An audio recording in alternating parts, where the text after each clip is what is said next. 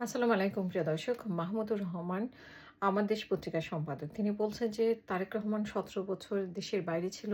এখানে কি হয়েছে উনি কিছুই জানেন না। উনার লোকজন উনাকে যেভাবে বলছে আসলে সেটাই উনি জানেন এবং নতুন করে মিডিয়া বন্ধুরা উনাকে যেটা বলছে সেটাই উনি শুনছেন। উনি শেখ মুজিবুর রহমানের উদাহরণ দিয়ে বলেছেন যে শেখ মুজিবুর রহমান মুক্তিযুদ্ধের সময় মুক্তিযুদ্ধের সাথে জড়িত ছিলেন না। তিনি জানতেন না মুক্তিযুদ্ধ কিভাবে হয়েছে এবং তিনি ফিরে এসেও সেটা জানার চেষ্টা করেনি।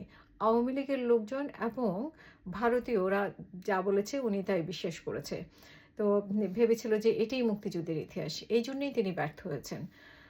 উনি ঠিক তারেক রহমানকে সতর্ক করে দিয়ে বলেছেন যে, তারেক রহমান জানে না যে ১৭ বছর বাংলাদেশে কি হয়েছে এবং এখন বিএনপির লোকজন যা বলছে এবং মিডিয়ার নতুন বন্ধুরা যা বলছে উনি সেটাই জানছেন। আসলে সত্যিকারের ইতিহাস তিনি জানেন না। তিনি বলছেন যে শত বছরের ইতিহাস তারেক রহমানের জানা নেই। তবে এই ১৭ বছরের ইতিহাস আ এই মাহমুদুর রহমান বর্ণনা করতে পারবেন। যদি এরকম কোনো একটা অনুষ্ঠান হয়, সেই অনুষ্ঠানে উনি বর্ণনা করবেন যে ১৭ বছর কি হয়েছে এবং ভবিষ্যতে যদি এরকম একটা অনুষ্ঠান করা হয় তিনি জানাবেন।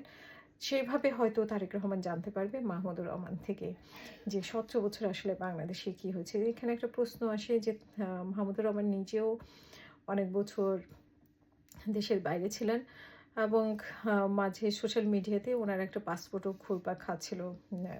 যে তার্কির পাসপোর্ট। তো সেটা নিয়ে আমার চোখে পড়েনি উনি কোনো ব্যাখ্যা দিয়েছেন কিনা। আর তারেক রহমান ১৭ বছর কি হয়েছে জানে না সেটা যদি আমরা বলতে যাই, তাহলে মাহমুদুর রহমান যে কয়দিন দেশের বাইরে ছিলেন তাহলে উনিও নিশ্চয়ই দেশের খবর জানতেন না। তো উনাকে কে খবরগুলো পৌঁছে দিয়েছে সেটা যেমন একটা প্রশ্ন। আরেকটি বিষয় হচ্ছে যে তারেক রহমান সবসময় অনলাইনে যুক্ত হতেন।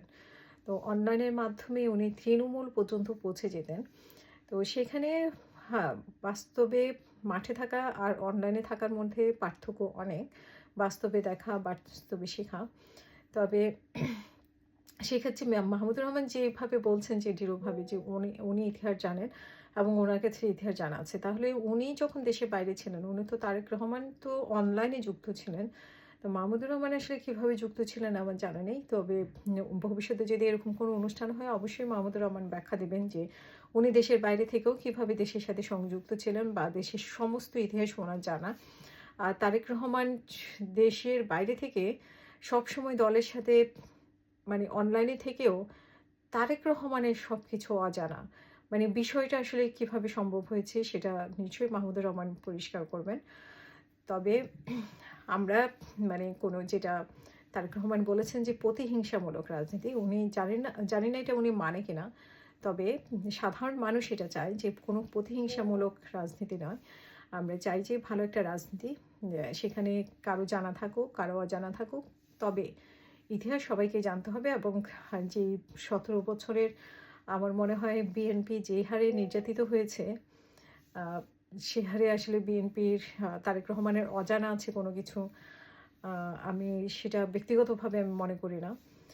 তবে উনার আরও অবশ্যই জানা উচিত। আর শেখ মুজিবুর রহমানের সাথে উনার আ উদাহরণটা যায় কিনা সেটাও একটা প্রশ্ন আপনাদের কাছে।